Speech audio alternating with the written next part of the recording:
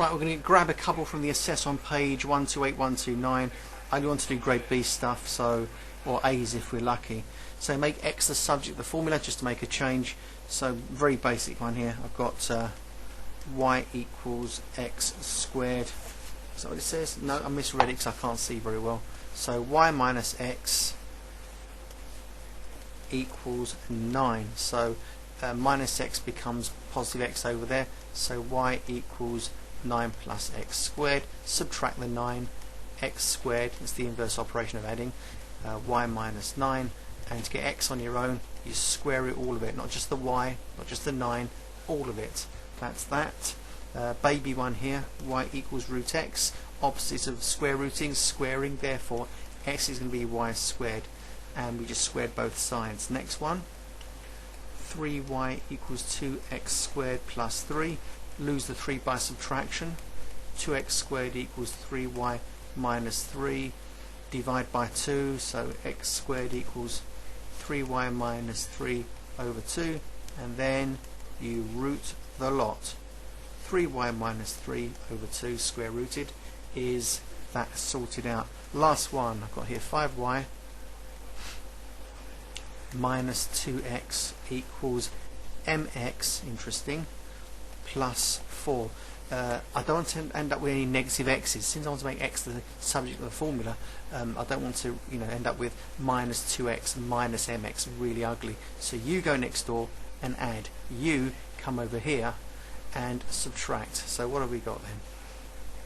We've got 5y minus 4 equals mx plus 2x. Now, factorizing. 5y minus 4 equals, in order to get the x on its own, you've got to factorize it in order to get the x out. So x is a common factor, m plus 2. So to get x on your own, you divide by m plus 2 as a big chunky factor.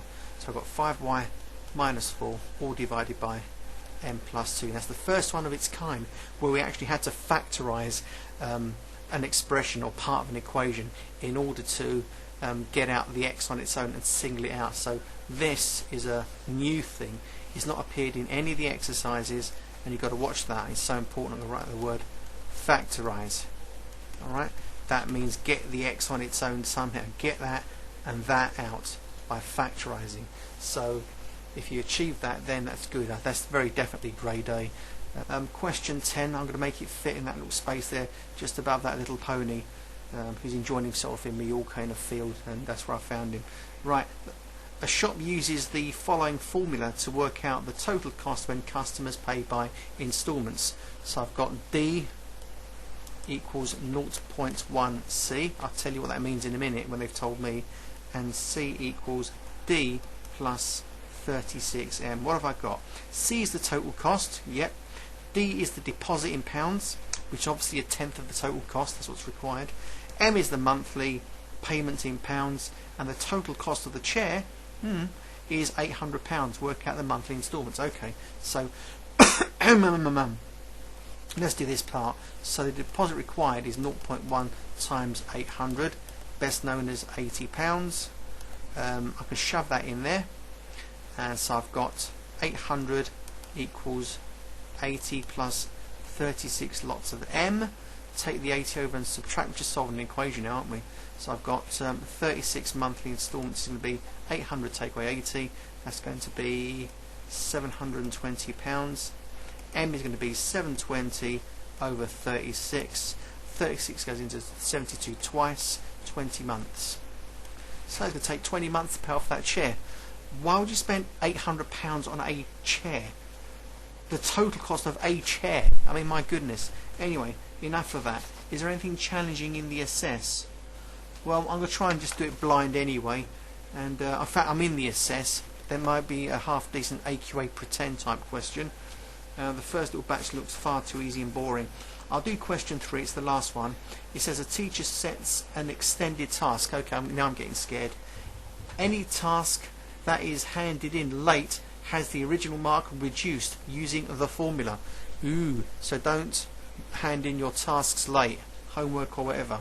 So R equals n plus 9 multiply that by m divided by 40. That looks terrifying.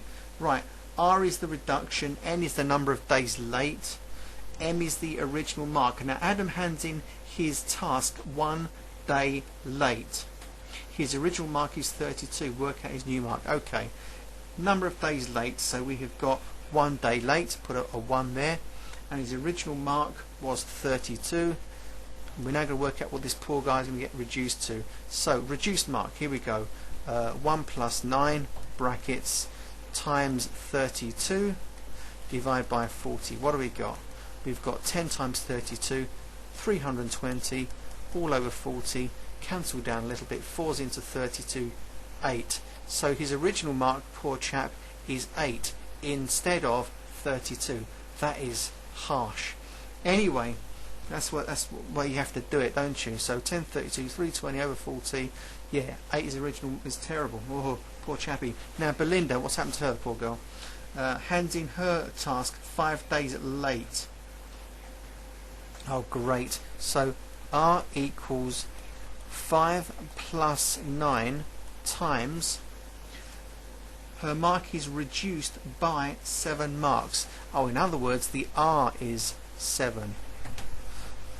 Right, so r is 7, and times m, the original mark, divided by 40. Oh, we're just going to work backwards. Oh, not very challenging. Alright, okay. 5 days late, 7 mark reduction. Oh, by the way, back to this poor chap called Adam.